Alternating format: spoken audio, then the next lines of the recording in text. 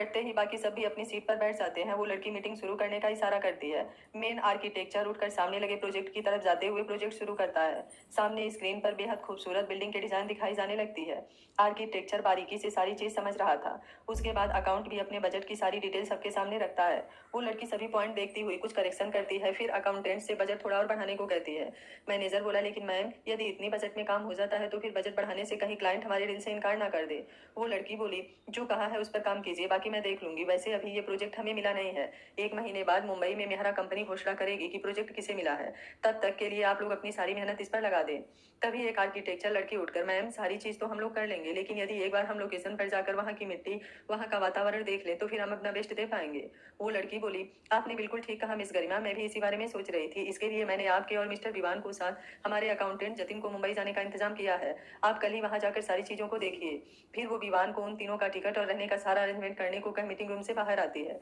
उसके बाहर आते ही मीटिंग रूम में बैठे सभी लोग राहत की सांस लेते हैं। मेन आर्किटेक्चर साहिल बोला, बाप रे, मैम का और अपने नाम की तरह है। सच में शिवांगी कपूर भगवान शिव का ही हिस्सा है। गरिमा मुस्कुराते हुए, वैसे मैम ने कभी किसी से भी ऊंची आवाज में बात नहीं की, लेकिन उनकी नॉर्मल आवाज में भी एक अलग ही रुतबा है। अकाउंटेंट जतिन बोला, तुम लोग तो उनके हम उम्र हो, मैं तो सबसे सीनियर हूँ, फिर भी उनसे डर लगता है, लेकिन डर से ज्यादा मैं रिस्पेक्ट करता हूँ। उन्होंने एक नीलाम होती कंपनी को 4 साल में फर्श से अर्श तक पहुंचा दिया है। दीवान बोला, जतिन भाई, कभी कभी विश्वास नहीं होता कि जब मैम में इतनी काबिलियत थी तो फिर ये कंपनी नीलाम कैसे हुई थी।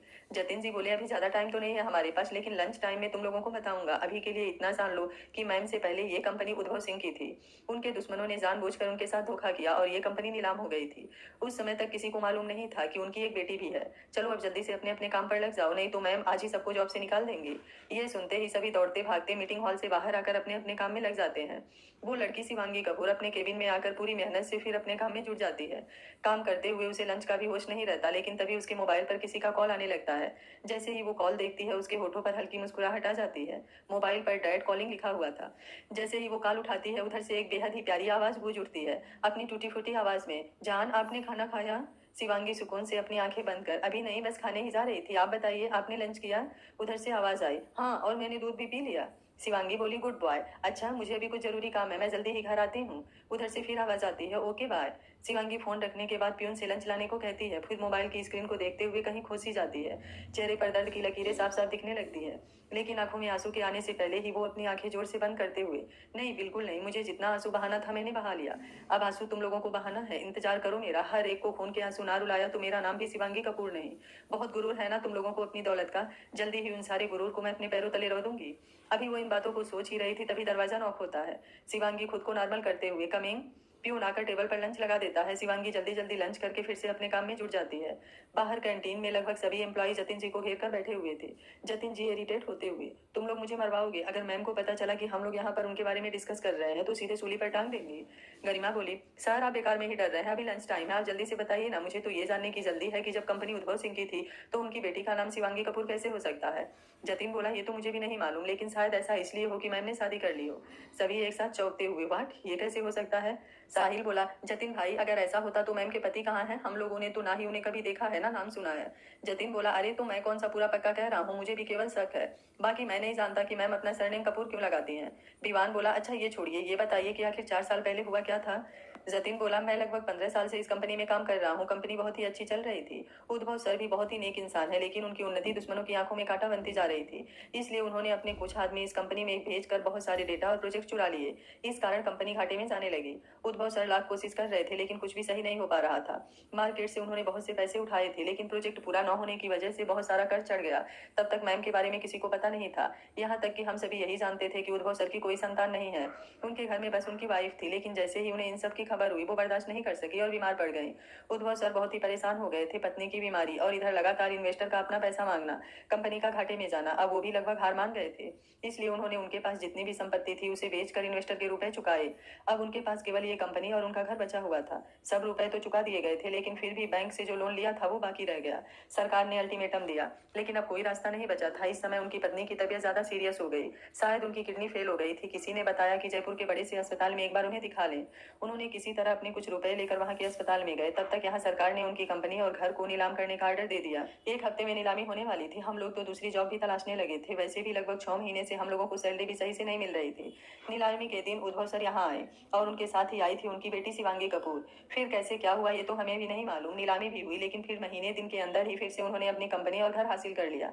इन सब के बीच हमें ये पता लगा कि उनकी पत्नी जयपुर के अस्पताल में ही दम छोड़ चुकी थी। सब कुछ अब मैम खुद देखने लगी थी। उन्होंने उन सारे गद्दारों का पता लगाया और फिर खुद इंटरव्यू लेकर तुम लोगों को सारी पोस्ट के लिए हायर किया।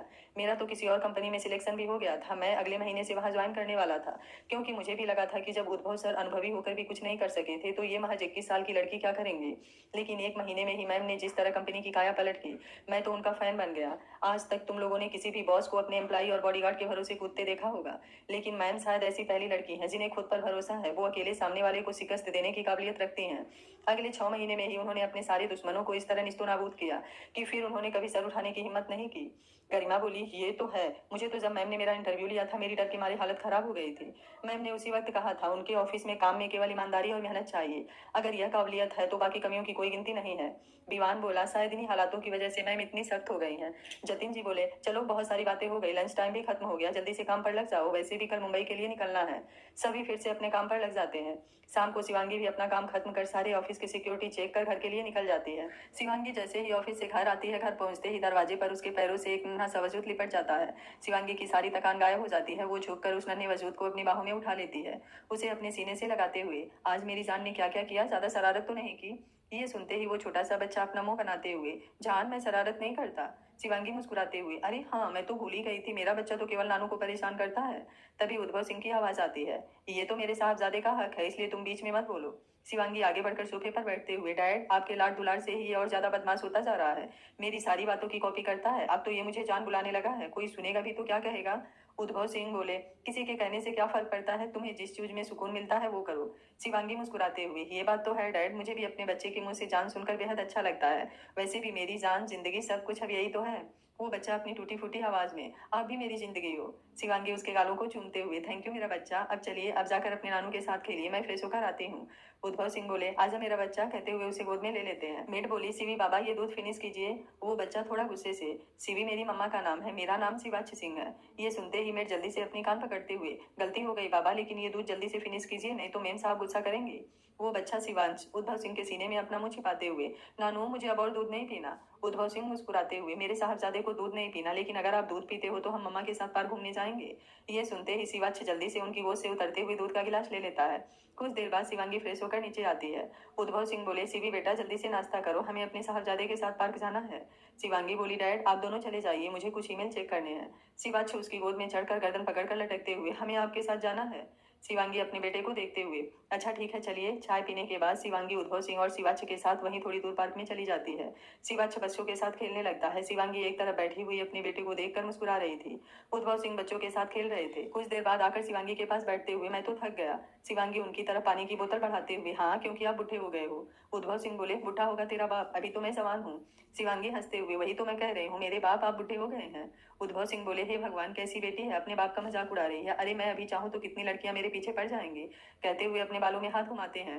शिवांगी बोली, अच्छा अच्छा ठीक है, लेकिन डैड वो लड़कियां आपको क्या बोलेंगी, अंकल जी या दादू। उद्धव सिंह मुंह फुला लेते हैं। तभी शिवाच अपना मुंह लटकाए शिवांगी की गोद में बैठ जाता है। शिवांगी उसका उदास चेहरा देख, क्या हुआ मेरी जान को, खेल खेल कर थक गया क्या। शिवाच उसके कंधे में अपना मुंह छुपाते हुए, नहीं मुझे अब निन्नी आ रही है। शिवांगी उसे लेकर उठते हुए, डैड अब घर चलते हैं। उद्धव सिंह भी हाँ में सिर हिला देते हैं। शिवांगी शिवाच को कंधे पर सुलाए घर लेकर आती है। घर आने तक शिवाच गहरी नींद में सो गया था। शिवांगी बोली, डैड डिनर में क्या खाएंगे वो बता दीजिए, मैं इसे सुला कर आती हूँ। उद्धव सिंह बोले, परेशान मत हो, तू भी थोड़ा आराम कर लेना, मैं तब तक बता देता हूँ कि डिनर में क्या क्या बनाना है। शिवांगी ऊपर अपने कमरे में आकर शिवाच को सुलाती है। शिवाच को देखते हुए उसके माथे को चूम लेती है, फिर अपने सीने से लगाए आंखें बंद कर लेती है। आंखें बंद करते ही सामने एक लड़के का चेहरा मुस्कुराने लगता है। शिवांगी अपनी आंखें खोलते हुए, कभी सोचा नहीं था जिस पर इतना ज्यादा विश्वास किया, प्यार किया, वही मेरे साथ धोखा करेगा। लेकिन अच्छा हुआ जो तुम्हारा असली चेहरा मेरे सामने आ गया। नहीं तो मैं पागलों की तरह तुम्हारे पीछे भागती रहती, लेकिन शायद जो होता है अच्छे के लिए होता है। अब मैं वो डरी सहमी शिवांगी नहीं हूँ, अब मैं वो जलती हुई शोला हूँ जिसकी एक चिंगारी ही तुम्हारे पूरे खानदान तक को बर्बाद कर देगी। नीचे हाल में उद्भव सिंह गेट को मेन्यू बताकर अपने कमरे में आ जाते हैं। उनके कमरे में उनकी पत्नी की एक बड़ी सी तस्वीर लगी हुई थी। उद्भव सिंह उसके सामने खड़े होते हुए, कल्याणी तुमने तो बीच सफर में ही हाथ छोड़ दिया। काश आज तुम होती तो सब कुछ कितना अच्छा लगता। तुम्हें हमेशा अपना बच्चा ना होने का मलाल रहा, और देखो आज हमारे पास शिवांगी के रूप में इतनी प्यारी बेटी है। काश तुम थोड़ा और सब्र रख पाती, काश तुमने और थोड़ा लड़ने की कोशिश की होती, तो आज अपनी बेटी और नाती के साथ हम दोनों और भी ज्यादा खुश होते। लेकिन मुझे पता है तुम जहां भी होगी अब तुम्हारी आत्मा को तृप्ति मिल रही होगी। जानती हो कल्याणी, अगर हमारी सगी औलाद भी होती तो भी इतना नहीं करती जितना शिवांगी ने किया है। लेकिन देखो ना, उसकी किस्मत तो हमसे भी बुरी निकली। हम दोनों उम्र के कुछ हिस्से तो एक साथ बिताए, लेकिन उसके हिस्से एक लम्हा भी नहीं आया। मैं उसे कैसे किसी और का हाथ थाम लेने को कहूँ, जबकि मैं जानता हूँ कि इस दिल में बस किसी एक की ही जगह होती है, और वो जगह उसने उस धोखेबाज अच्छान सिंह सूर्यवंशी के नाम कर दिए हैं। मुझे तो उस पर गुस्से से ज्यादा तरस आता है, और उससे भी ज्यादा शिवांगी के परिवार पर, जिन्हें भगवान ने शिवांगी के रूप में हीरा दिया था, लेकिन उन्हें उनकी कद्र ही नहीं थी। कल्याणी तुम तो भगवान के पास हो, उनसे पूछना कि जो मोहब्बत और औलाद के लिए तड़पते हैं, उन्हें वो और क्यों तड़पाता है, और जिनको उनकी कोई कद्र नहीं होती उसे माला माल करता है। आखिर क्यों करते हैं ऐसा? क्या मिल जाता है उन्हें ऐसा करके? मुझे आज भी याद है शिवांगी मुझे किस हालत में मिली थी। कहते हुए वो बेड पर बैठ जाते हैं। आंखों के आगे 4 साल पहले के उस भयानक दिन का हर एक लम्हा ताजा होने लगता है। 4 साल पहले उद्भव सिंह अपनी पत्नी का इलाज कराने जयपुर गए थे। किस्मत ने सब कुछ छीन लिया था। वो किसी तरह अपनी पत्नी को बचाना चाहते थे, लेकिन शायद ऊपर वाले को यह भी मंजूर नहीं था। 4 दिन जयपुर के अस्पताल में भर्ती रहने के बाद डॉक्टर ने भी अपने हाथ खड़े कर दिए, क्योंकि उनकी दोनों किडनी में इन्फेक्शन हो गया था और कोई डोनर भी नहीं मिल रहा था। आखिर 5वें दिन उन्होंने इस दुनिया को अलविदा कह दिया। अब उद्भव सिंह के पास जीने का कोई मतलब नहीं रह गया था। जिंदगी से हारे हुए किसी तरह अपनी पत्नी की अंतिम इच्छा पूरा करने उसे अपने घर ले जाना चाहते थे। घर तो 2 दिन बाद नीलाम होने वाला था, लेकिन उनकी पत्नी की इच्छा थी कि जहां वो डोली चढ़कर आई थी उनकी अंतिम विदाई भी उसी घर से हो। अस्पताल द्वारा एम्बुलेंस का बंदोबस्त कर दिया गया था। सारी फॉर्मेलिटी पूरा करते हुए वो अपनी पत्नी को लेकर एम्बुलेंस में बैठ गए थे। उनकी सीट पर बैठने की हिम्मत नहीं हो रही थी, इसलिए अपनी पत्नी के सर को अपनी गोद में लिए सीट के नीचे ही बैठे थे। अभी वे लोग अस्पताल से आधे घंटे की दूरी पर ही निकले थे कि अचानक से एम्बुलेंस बंद पड़ गया। एम्बुलेंस में बस एक ड्राइवर था। वो कितनी बार कोशिश कर चुका था, लेकिन एम्बुलेंस स्टार्ट ही नहीं हो रही थी। इसलिए वो झुझलाते हुए बाहर निकला। उसने एक बार इंजन चेक किया, लेकिन उसे कुछ पता नहीं चल रहा था।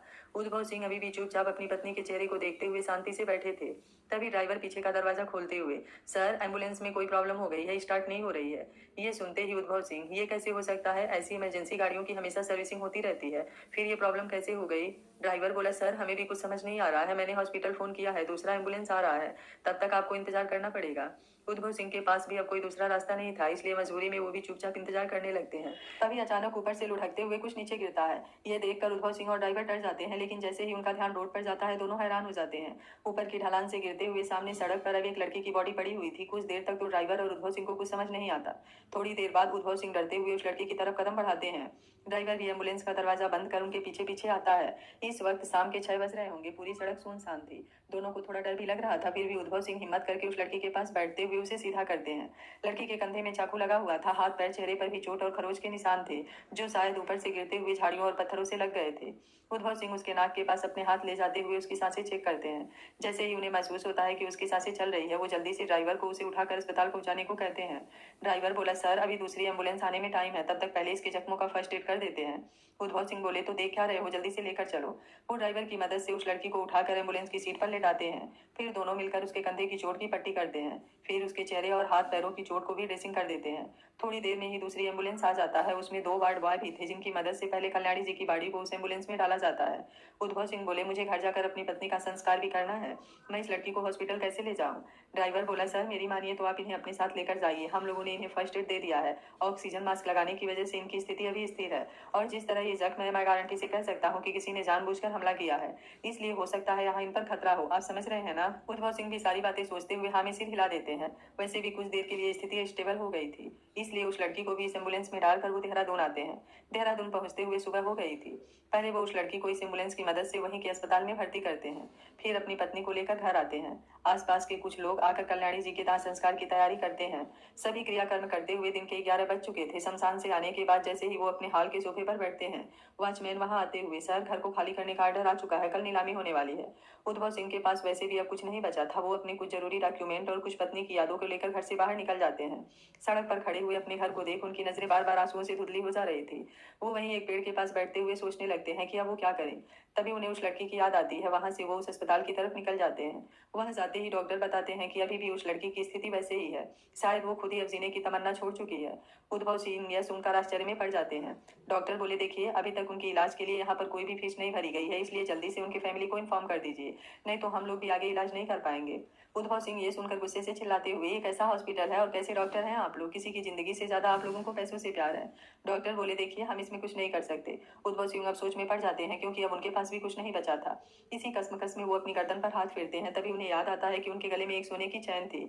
ये देख वो जल्दी से डॉक्टर से कुछ टाइम लेकर वहीं पास की दुकान में चैन को बेच देते हैं। लाख रुपए की चैन 50,000 में बेचकर वो अस्पताल का बिल चुकता करते हैं। लेकिन आगे का इलाज कैसे होगा? क्या ये लड़की बच पाएगी? आखिर क्या हुआ है इस लड़की के साथ? यही सोचते हुए वो आईसीयू के बाहर के कॉरिडोर में बैठ जाते हैं। वहीं बैठे हुए शाम हो जाती है। अब उन्हें भूख भी लगने लगी थी। पत्नी की याद और इस लड़की की ऐसी हालत, सभी बातें उनके दिमाग में चल रही थी। तभी डॉक्टर आईसीयू से बाहर आते हुए, आपके पेशेंट को होश आ गया है, आप उनसे मिल सकते हैं। ये सुनते ही वो जल्दी से बिना कुछ सोचे समझे उस लड़की के पास आते हैं। सामने वो लड़की बेड पर लेटी अपनी उदास आंखों से एक टक सीलिंग को घूरे जा रही थी। दरवाजे पर आहट होते ही वो नजरें घुमाकर देखती है तो एक अजनबी को देखकर वो सोच में पड़ जाती है। तभी डॉक्टर उनके पास आते हुए, यही आपको लेकर अस्पताल आए थे? ये सुन वो लड़की उठने की कोशिश करती है, लेकिन कंधे में जख्म ताजा थे जिससे उसकी चीख निकल जाती है।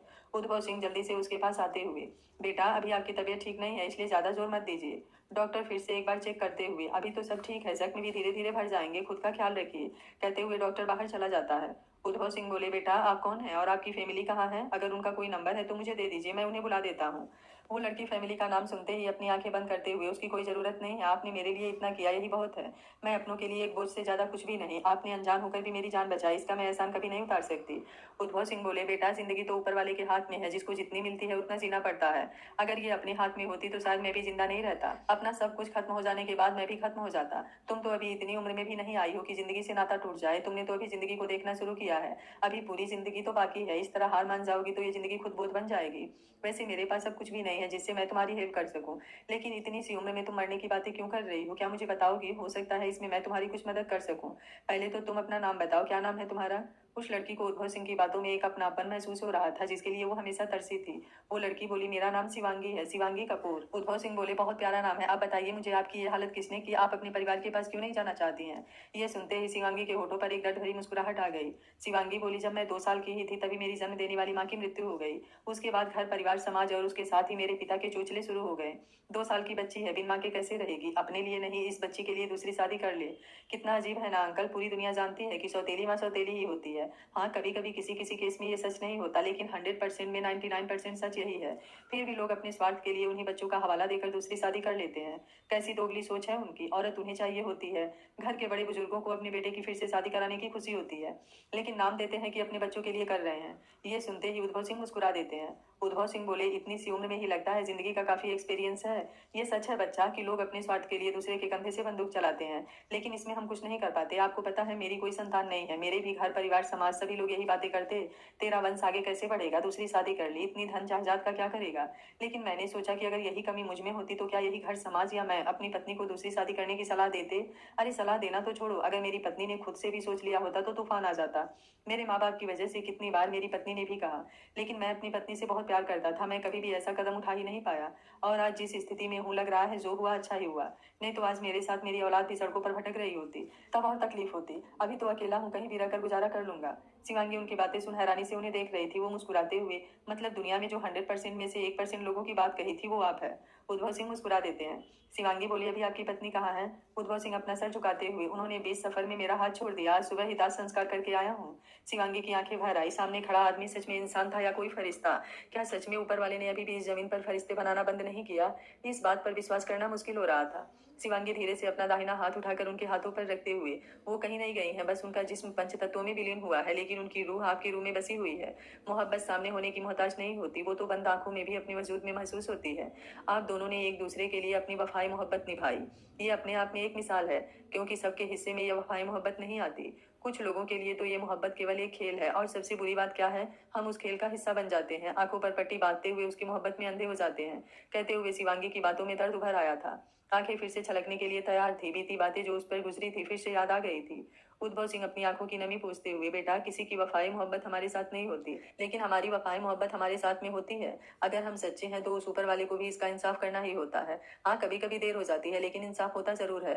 शिवांगी बोली, मेरी बातें तो होती रहेगी, लेकिन आप बताइए आपके साथ क्या हुआ है और मैं आपको कहाँ मिली। उद्भव सिंह बोले, बेटा, मेरा नाम उद्भव सिंह है, सिंह इंडस्ट्रीज का मालिक। यहाँ देहरादून में बहुत ज्यादा नहीं, लेकिन फिर भी यहाँ के गिने चुने बिजनेसमैन में मेरा नाम भी आता है। शिवांगी चौंकते हुए, वाट, देहरादून, मतलब मैं भी देहरादून में हूँ। उद्भव सिंह बोले, हाँ बेटा, सब कुछ बहुत अच्छा चल रहा था। औलाद ना होने की वजह से घर वाले हमेशा ताना देते थे, इसलिए मैं अपनी पत्नी को लेकर अपने अलग घर में आ गया। छोटा सा घर और हमारा फलता फुलता बिजनेस। बहुत खुश थे हम दोनों, लेकिन हमारे अपने ही इसके दुश्मन बन बैठे। मेरा चचेरा भाई मेरी उन्नति देख देख कर चलने लगा और उसने मेरे कुछ राइवल से हाथ मिला लिया। उनकी वजह से मेरी कंपनी घाटे में जाने लगी। मैं सब कुछ संभालने की कोशिश कर रहा था, लेकिन कुछ सही नहीं हो पा रहा था। कहते हुए सारी बात बताते हैं। शिवांगी अपनी आंखों में आए आंसुओं को पोंछते हुए मन ही मन सोचती है, भगवान हमेशा अच्छे लोगों को ही तो इतनी मुश्किल में क्यों डालता है। खैर, जानती हूँ कि इसका जवाब नहीं है आपके पास। फिर वह उद्भव सिंह के हाथ पर अपनी पकड़ कसते हुए, डैड। ये सुनते ही उद्भव सिंह कुछ खुशी तो कुछ हैरानी भरी नजरों से शिवांगी को देखते हैं। शिवांगी बोली, मैं आपको डैड कह सकती हूँ। उद्भव सिंह बोलने की कोशिश करते हैं, लेकिन आज खुशी के आंसू उनके गले की आवाज को बाहर नहीं आने दे रहे थे। लेकिन उनके मुस्कुराते होठ, आंखों से निकलते आंसू शिवांगी को ये समझाने के लिए काफी थे कि उन्हें डैड कहना बेहद पसंद आया। क्योंकि उद्भव सिंह के लिए डैड एक शब्द नहीं था, बरसों की तमन्ना थी, दिल की कसक थी, जो आज पूरी हुई थी। शिवांगी बोली, डैड, अब आपकी बेटी आपके साथ है। आपने मेरी जिंदगी बचाकर फिर से एक नई जिंदगी दी है। अगर ये आपके काम आई तो मुझे बहुत खुशी होगी। जन्म देने वाले माँ बाप का कर्ज हो या ना हो, लेकिन आपका कर्ज मैं इस जन्म में कभी नहीं चुका पाऊंगी। उद्भव सिंह बोले, माँ बाप के लिए बच्चे उनका अनमोल धन होते हैं और वो बच्चों पर कोई कर्ज नहीं चढ़ाते। पता नहीं क्यों ये दुनिया कहती है कि माँ बाप का कर्ज नहीं चुकाया जा सकता, लेकिन मैं इन बातों को नहीं मानता। माता पिता और बच्चों में कर्ज का नहीं, फर्ज का रिश्ता होना चाहिए। शिवांगी बोली, मैं भी आपकी बातों से सहमत हूँ डैड, और अब आपकी ये बेटी अपना फर्ज जरूर पूरा करेगी। उद्भव सिंह घबराते हुए, नहीं बेटा, अभी तुम्हारी तबीयत ठीक नहीं है, इन सब के बीच में मत पड़ो। वैसे भी अब कल्याणी के ना होने से मुझे भी इस दुनिया से कोई लेना देना नहीं है। अंतिम समय में तुम मिल गई बेटी के रूप में, अब कोई इच्छा नहीं है। शिवांगी बोली, नहीं डैड, महाभारत में भगवान श्री कृष्ण ने कहा है कि हमें अपने कर्मों से नहीं भागना चाहिए। जब तक हम इस धरती पर हैं, अपना कर्म पूरी निष्ठा से करना चाहिए। फल उस ऊपर वाले के हाथ में छोड़ देते हैं। उद्भव सिंह बोले, लेकिन बेटा, अब कुछ नहीं बचा है, कल ही नीलामी है। शिवांगी को सोचते हुए, आप परेशान मत होइए, बस मुझे ये बताइए कि कंपनी और घर की कीमत क्या होगी। उद्भव सिंह बोले, घर तो ज्यादा बड़ा नहीं है, क्योंकि मैं केवल अपनी पत्नी के साथ रहता था, इसलिए बड़ा घर कभी लिया नहीं। एक दो फार्म हाउस बनवाया था, वो सब तो बिक गए। घर की कीमत जमीन सहित 1 करोड़ होगी और कंपनी की कीमत लगभग 4-5 करोड़। शिवांगी बोली, बैंक का लोन कितना होगा। उद्भव सिंह बोले, लगभग 6 करोड़। शिवांगी सारा हिसाब लगाते हुए, ठीक है डैड, आप एक काम कीजिए, आप कल सुबह नीलामी से पहले अपने उस चचेरे भाई और राइवल्स के यहाँ जाइए और उन्हें इतना उकसाइए कि वो चाहे जो भी हो, जितनी भी कीमत देनी पड़े, लेकिन उस कंपनी और घर को खुद खरीदने के लिए तैयार हो जाए। उद्भव सिंह उदासी से, वो लोग तो तैयार ही हैं, आखिर उन्होंने ये सब इसलिए तो किया है। शिवांगी बोली, आप समझ नहीं रहे डैड, मैं समझाती हूँ। जैसे मान लीजिए आपने बताया कि वो घर लगभग 1 करोड़ का होगा। अगर उस घर की कीमत 3 करोड़ मिले तो। उद्भव सिंह हैरानी से, ऐसा कैसे होगा बेटा, वो लोग तो उस घर को कम से कम कीमत लगाना चाहेंगे, ताकि मैं बैंक का लोन भी सही से ना चुका सकूं। शिवांगी बोली, यही बात आपको समझाना चाहती हूँ कि वो लोग आपको नीचा दिखाने के लिए कुछ भी कर गुजरेंगे। बस जरूरत है उन्हें सही छोड़ देने की। आप उन्हें अपनी बातों से ये बताइए कि वो घर और कंपनी खरीदना उनके बस की बात नहीं। आप आज भी उनसे जीत गए हैं। उद्भव सिंह शिवांगी की बात समझते हुए मुस्कुरा देते हैं। उद्भव सिंह बोले, मुझे पता ही नहीं था मेरी इतनी छोटी सी बेटी इतनी समझदारी वाली बातें भी करती है। सच में अब तो मैं भी आपके इंटेलिजेंसी का फैन हो गया हूँ। चलिए अब थोड़ा आराम कीजिए, बहुत बातें हो गई, बाकी बातें कल करेंगे। शिवांगी बोली, डैड, इसके पहले इस पेट में भूख लगी है, कुछ खिला दीजिए, तब अच्छे से नींद आएगी। उद्भव सिंह बोले, ठीक है, मैं अभी लेकर आया। वो बाहर अस्पताल के कैंटीन से सूप और खिचड़ी लेकर आते हैं। शिवांगी सूप पीती है और खिचड़ी उन्हें खिलाती है। उद्भव सिंह भी इस कमरे में सोफे पर लेट गए। अब उनके मन में भी एक बार फिर से अपने दुश्मनों से लड़ने का जोश जागने लगा था। सारी बातें सोचते हुए दोनों गहरी नींद में सो गए। अगली सुबह शिवांगी को नाश्ता कराने और दवा देने के बाद वो अपने दुश्मनों से मिलने के लिए निकल गए। शिवांगी भी अपनी पूरी तैयारी कर चुकी थी। उसने नर्स को अपने लिए एक अच्छा सा बिजनेस सूट खरीद कर लाने को कहा। नर्स भी उद्भव सिंह को जानती थी, इसलिए उसने बेझिझक अपने पैसों से एक बिजनेस सूट खरीद कर ला दिया। शिवांगी उसके हेल्प से तैयार हुई। कंधे में अभी भी जख्म ताजा था, इसलिए हाथों को पट्टी वाले फोल्डर में डालकर लटकाया गया था। लगभग 2 घंटे बाद उद्भव सिंह आए। शिवांगी को देखकर वो तो हैरान हो गए। इस वक्त शिवांगी बिजनेस सूट पहने सोफे पर बैठी एक परफेक्ट बिजनेस वुमेन लग रही थी। चेहरे पर एक अलग ही चमक थी। 21 साल की लड़की लड़की इस वक्त अपनी नजरों से ही किसी का कत्ल करने का दम रखती थी। शिवांगी मुस्कुराते हुए, क्या हुआ डैड, काम हुआ या नहीं? उद्भव सिंह उसके सामने सर झुकाते हुए, काम हो गया मैम, अब क्या ऑर्डर है? ये सुनते ही शिवांगी खिलखिलाकर हंस पड़ी। उद्भव सिंह उसके सर पर हाथ फेरते हुए, ऐसे ही हंसते रहिए, प्यारी लगती हैं आप। ये सुनते ही शिवांगी अपनी नजरें चुराने लगी। उद्भव सिंह उसके पास बैठते हुए, बेटा कल ही आपने मुझे समझाया था कि हमें अपना कर्म करते रहना चाहिए, फिर आप इससे मुंह क्यों मोड़ रही हैं? जिस तरह मुझे अपने दुश्मनों से लड़ने का हौसला दिया है, वही हौसला खुद के लिए जगाइए। जिसने भी आपको इस हालत में पहुंचाया है, उसे भी सारी चीज सूद समेत लौटाने के काबिल बनाइए। खुद को उस मुकाम तक पहुंचाइए जहां से उन लोगों को आपसे बात करने के लिए भी अपनी नजरें और सर झुकाकर बात करना पड़े। आपकी आंखों में देखने की हिम्मत तक ना हो। उन्हें बताइए कि प्यार हो या नफरत, जब औरत अपने पर आती है तो वो सारी चीजें दुगनी करके लौटाती है। शिवांगी बोली, कोशिश करूंगी डैड, लेकिन पहले अपने आज के काम पर फोकस करते हैं। उद्भव सिंह भी सर हिलाकर सहमति देते हैं। फिर वो डॉक्टर से मिलकर शिवांगी का डिस्चार्ज पेपर रेडी करवाते हैं। सभी इलाज का खर्चा मिलकर 35,000 हुआ था, जिसमें 20,000 कल ही जमा कर चुके थे। बाकी का रुपया भी जमा कराकर 5,000 उस नर्स को देते हैं जिसने शिवांगी के लिए कपड़े लाए थे। फिर वो शिवांगी को लेकर अस्पताल के बाहर आते हैं। उन्होंने शिवांगी के कहे मुताबिक एक लिमोविरियस गाड़ी भाड़े पर ली हुई थी। दोनों उसमें बैठकर अपने घर के लिए निकलते हैं जहां पर नीलामी होने वाली थी। दोनों वहां पहुंचकर गाड़ी में बैठकर वेट करने लगते हैं। नीलामी लगभग 11 बजे शुरू होने वाली थी, अभी 10:30 हो रहे थे। धीरे धीरे देहरादून के लगभग सारे अमीर आदमी वहां पहुंचने लगे थे। सबको अपनी नाक ऊंची करनी थी। आखिर उद्भव सिंह की कंपनी और घर खरीदना अपने आप में ही एक बड़ी बात थी। उद्भव सिंह का चचेरा भाई भी आगे की सीट पर बैठा हुआ था। उसके साथ ही उसके दो साथी जो उद्भव सिंह के राइवल थे वो भी बैठे हुए थे। सब बेसब्री से नीलामी शुरू होने का इंतजार कर रहे थे। मीडिया और उद्भव सिंह की कंपनी के कुछ एम्प्लॉय भी वहां मौजूद थे। सरकार की तरफ से चुने हुए आदमी आगे बने स्टेज पर माइक संभालते हुए नीलामी शुरू करने की घोषणा करते हैं। उसी के साथ घर की बोली लगनी शुरू हो जाती है। कुछ लोग 60 लाख पर आकर रुक गए थे। उसके बाद उद्भव सिंह के चचेरे भाई विमल सिंह ने 70 लाख पर अपनी बोली लगाई। ऊपर स्टेज पर खड़ा एक आदमी 70 लाख एक, 70 लाख दो की काउंटिंग करने लगा। तभी पीछे से एक दमदार आवाज आई, 2 करोड़, जिसे सुनते ही लगभग सभी लोग बेहोश होते होते बचे। मीडिया की नजर भी उस तरफ घूम गई। सामने एक 20-21 साल की लड़की खड़ी थी, लेकिन उसकी पर्सनालिटी देख सभी आंख फाड़े उसे देख रहे थे। ऊपर स्टेज पर फिर से 2 करोड़ एक, 2 करोड़ दो की काउंटिंग शुरू हो गई। तभी विमल सिंह उद्भव सिंह की तरफ देखते हुए 2.5 करोड़। उद्भव सिंह विक्ट्री स्माइल देते हुए मजाक उड़ाती नजरों से उसे देख रहे थे। वो लड़की 2.25 करोड़। अब तो लगभग सभी लोग और मीडिया और एक्साइटेड होकर उस लड़की और विमल सिंह को देख रहे थे। अब उन्हें भी ये देखना था कि ये नीलामी कौन जीतता है। विमल सिंह का एक साथी विमल सिंह का हाथ पकड़ते हुए, पागल मत बन, ज्यादा से ज्यादा ये घर 1 करोड़ का होगा, हम इतनी कीमत नहीं दे सकते। विमल सिंह उद्भव सिंह की तरफ देखते हुए, नहीं, बात आज मेरी इज्जत पर आ गई है, वो उद्भव सिंह मुझसे कभी नहीं जीत सकता, कहते हुए खड़ा होकर 3 करोड़।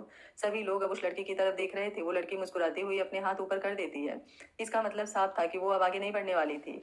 विमल सिंह अपनी जीत पर इतराने लगा। वो लड़की चुपचाप एक खाली सीट पर बैठ गई। सभी लोगों को आश्चर्य भी हो रहा था और उन्हें ये जानने की तलब भी लग रही थी कि ये है कौन। भले उसने ये बाजी अपने हाथों से जाने दी हो, लेकिन फिर भी लोगों की नजरों में वो चढ़ चुकी थी। विमल सिंह स्टेज पर जाकर पेपर साइन करता है। उद्भव सिंह अपने घर के कागज सरकार को पहले ही जमा कर चुके थे, जो वहीं पर मौजूद आदमी के हाथ में था। विमल सिंह उसके एक हाथ में 3 करोड़ का चेक देते हुए घर का कागज लेकर उद्भव सिंह की तरफ देखते हैं। उद्भव सिंह अभी भी मुस्कुरा रहे थे। ये देख उसके कलेजे पर सांप लौटने लगा। वो नीचे उनके पास आकर, क्या कहा था तुमने सुबह कि ये घर खरीदना मेरे बस की बात नहीं है? देखा, ये तुम्हारे घर के कागज ही है ना? उद्भव सिंह बोले, अभी मेरी कंपनी बाकी है और मुझे पूरी उम्मीद है अब इतना खर्च करने के बाद मेरी कंपनी खरीदने की औकात तेरी नहीं होगी। विमल सिंह बोले, तेरा ये घमंड भी थोड़ी देर में टूट जाएगा, तू मुझसे कभी नहीं जीत सकता, देखता जा, अब वो कंपनी भी मेरी होगी। कहते हुए वो अपनी सीट पर आकर बैठ जाता है। ऊपर स्टेज पर बैठे आदमी फिर से सिंह इंडस्ट्री की सारी बातें बताते हुए आगे नीलामी शुरू करने की इजाजत देते हैं। फिर से सभी बिजनेसमैन में होड़ लग गई थी। अब की बार सभी और बढ़ चढ़कर हिस्सा ले रहे थे। किसी को किसी से कम नहीं दिखना था और देखते ही देखते बिना उस लड़की की कुछ किए कंपनी की कीमत 4.5 करोड़ तक पहुंच गई थी। अब विमल सिंह फिर से अपनी नाक ऊंची करने के लिए अंतिम बोली लगाता है, 5 करोड़। तभी वो लड़की सबको एक नजर देख खड़े होते हुए 6 करोड़। विमल सिंह उस लड़की को जलती नजरों से देखते हुए 7 करोड़। वो लड़की फिर से एक विक्ट्री स्माइल देते हुए वहां से पीछे मुड़ जाती है। सभी लोग हैरानी से उसे देख रहे थे। किसी को कुछ समझ नहीं आ रहा था। लोगों के बीच बातचीत शुरू हो गई थी। कुछ लोग विमल सिंह की प्रशंसा कर रहे थे तो कुछ लोगों को अब ये बात साफ साफ समझ में आने लगी थी कि उस लड़की ने विमल सिंह को फंसाने के लिए इतनी बोली लगाई थी, क्योंकि घर हो या कंपनी, दोनों की कीमत उसकी असली कीमत से ज्यादा थी। विमल सिंह के पास अब कोई रास्ता नहीं था। नीलामी खत्म हो गई थी और अब सरकार अपने 6 करोड़ 25,000 का लोन काटकर बाकी पैसे उद्भव सिंह के अकाउंट में ट्रांसफर कर दिए थे। अब उद्भव सिंह के पास लगभग 4 करोड़ रुपए थे। सभी फॉर्मेलिटी पूरा करने के बाद उद्भव सिंह एक होटल में आते हैं जहां शिवांगी पहले से ही मौजूद थी। उद्भव सिंह शिवांगी को अपने सीने से लगाते हुए, सच में बेटियां घर की लक्ष्मी होती हैं। देखा, तुम्हारे आते ही फिर से सब ठीक होने लगा। शिवांगी बोली, अभी सब ठीक हुआ नहीं है डैड, वो लोग चुप नहीं बैठेंगे, फिर से उन लोगों के मन में कोई ना कोई घटिया प्लान जरूर बनेगा।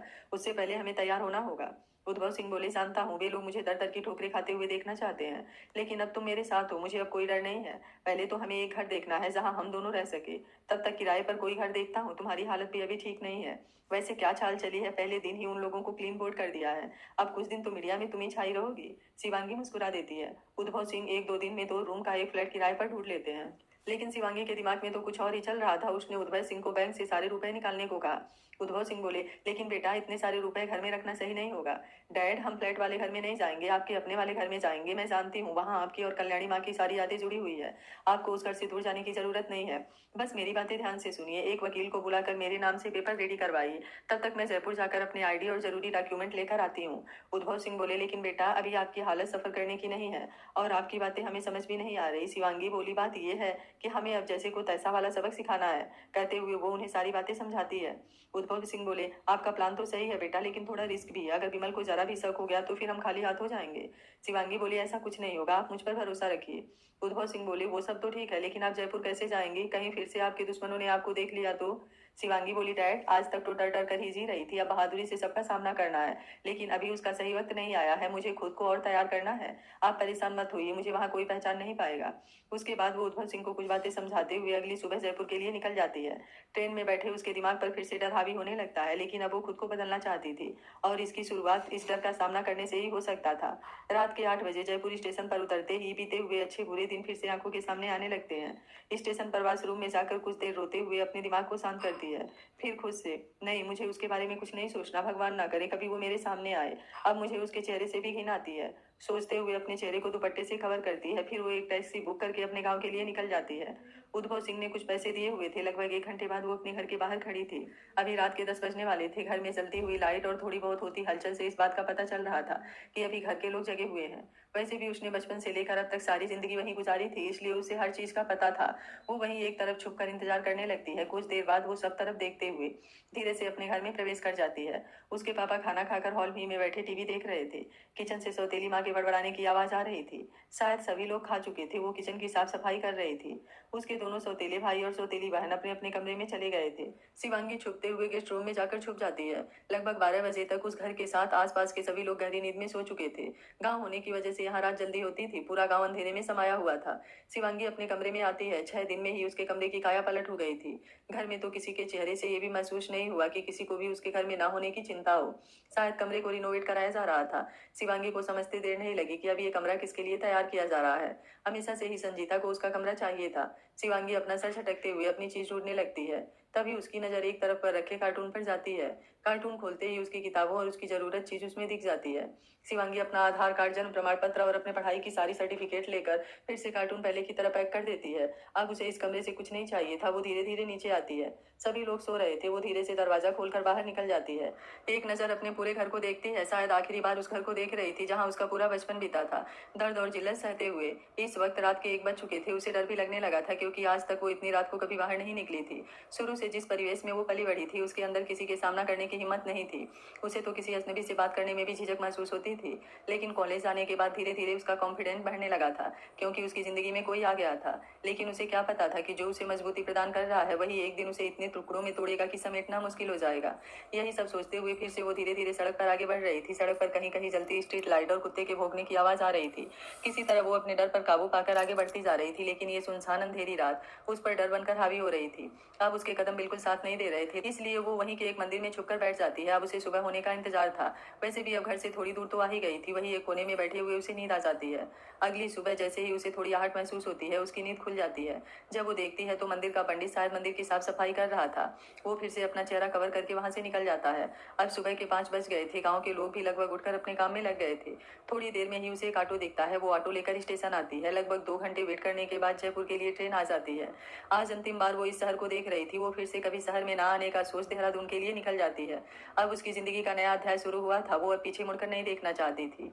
कहानी आगे बहुत ही खूबसूरत है फ्रेंड्स, तो आप इस कहानी से जुड़े रहिए। आगे बहुत सारे राज से पर्दा उठेगा, जैसे शिवांगी और अच्छांश को अलग करने वाला कौन है। अगर दोनों एक दूसरे के लिए तड़प रहे हैं तो इनके बीच में गलतफहमी किसने पैदा की है। जब कमजोर समझने वाले शिवांगी को उसके दुश्मन बिजनेस वुमेन के रूप में देखेंगे तो उनका रिएक्शन क्या होगा। शिवांगी अपने दुश्मनों को कैसे दांतों तले चने चबाएगी, देखना बहुत ही इंटरेस्टिंग होगा। ऐसे बहुत सारे सवाल होंगे जिनका जवाब आपको आने वाले एपिसोड में मिलेगा। बहुत ही रोमांच और सस्पेंस के साथ। तो कहानी का एक भी एपिसोड बिल्कुल मिस मत करिएगा। वीडियो अच्छा लग रहा है तो लाइक शेयर एंड चैनल को सब्सक्राइब कर लीजिएगा। Thank you for watching. मिलते हैं कहानी के अगले भाग में।